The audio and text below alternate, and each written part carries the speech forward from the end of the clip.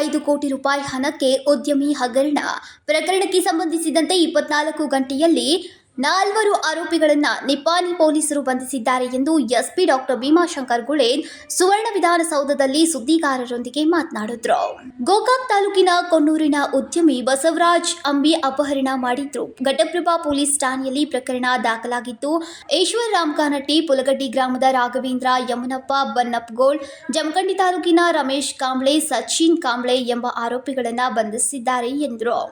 ಈ ಘಟನೆಗೆ ಕಾರಣ ಇಲ್ಲಿವರೆಗಿನ ತನಿಖೆಯಲ್ಲಿ ಕಂಡುಬಂದದ್ದೇನಪ್ಪ ಅಂತಂದ್ರೆ, ಅಪಹರಣಕ್ಕೆ ಒಳಗಾದ ಬಸವರಾಜ್ ಅಂಬಿ ಅನ್ನುವಂಥ ವ್ಯಕ್ತಿಯನ್ನು ರಿಯಲ್ ಎಸ್ಟೇಟ್ ವ್ಯವಹಾರದಲ್ಲಿ ಭಾಗಿಯಾಗಿದ್ದ, ಮತ್ತೆ ಇನ್ನೊಂದಿಷ್ಟು ಬೇರೆ ಯಾವುದೋ ಒಂದು ಅಕ್ರಮದಲ್ಲಿ ಭಾಗಿಯಾಗಿದೆ ಅನ್ನುವಂಥದ್ದು ಇವರಿಗೆ ಮಾಹಿತಿ ಬಂದಿತ್ತಂತೆ ಅಪಹರಣ ಮಾಡೋರಿಗೆ.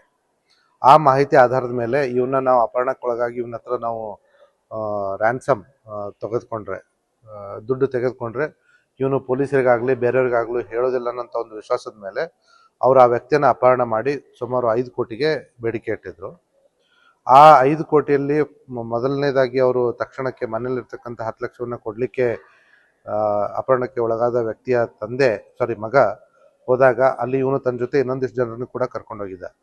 ಇವನು ಇನ್ನಷ್ಟು ಜನರನ್ನು ಕರ್ಕೊಂಡು ಬಂದಿದಂತೆ ಅವರು ಹೆದರಿ ಅಲ್ಲಿಂದ ಹೋಗಿ ಮತ್ತೆ ಇವರಿಗೆ ಥ್ರೆಟನ್ ಮಾಡಿದ್ರು, ನಾವು ಕೊಲೆ ಮಾಡ್ತೀವಿ ನಾವು ಹೇಳ್ದಂಗೆ ಕೇಳಿಲ್ಲ ಅಂತಂದರೆ.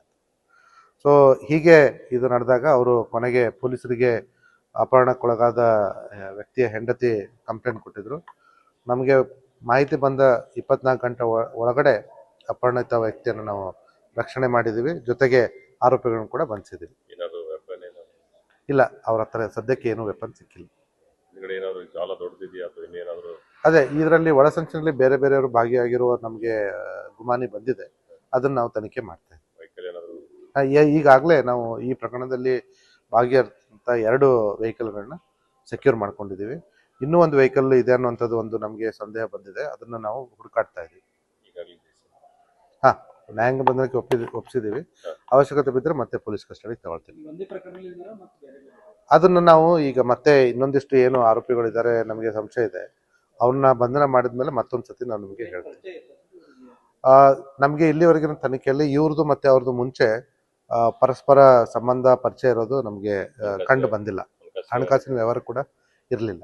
ಆರೋಪಿಗಳ ಬಂಧನಕ್ಕೆ ವಿಶೇಷ ತಂಡ ರಚಿಸಲಾಗಿದ್ದು, ಉದ್ಯಮಿ ಪತ್ನಿ ಶೋಭಾ ಘಟಪ್ರಭಾ ಪೊಲೀಸ್ ಠಾಣೆಯಲ್ಲಿ ಪ್ರಕರಣವನ್ನ ದಾಖಲಿಸಿದ್ರು ಎಂದರು. ಸಂಕಲ್ಪ ಶಿಂದೆ, ಕೆಎಂಎಂ ಕನ್ನಡ ನ್ಯೂಸ್, ಬೆಳಗಾವಿ.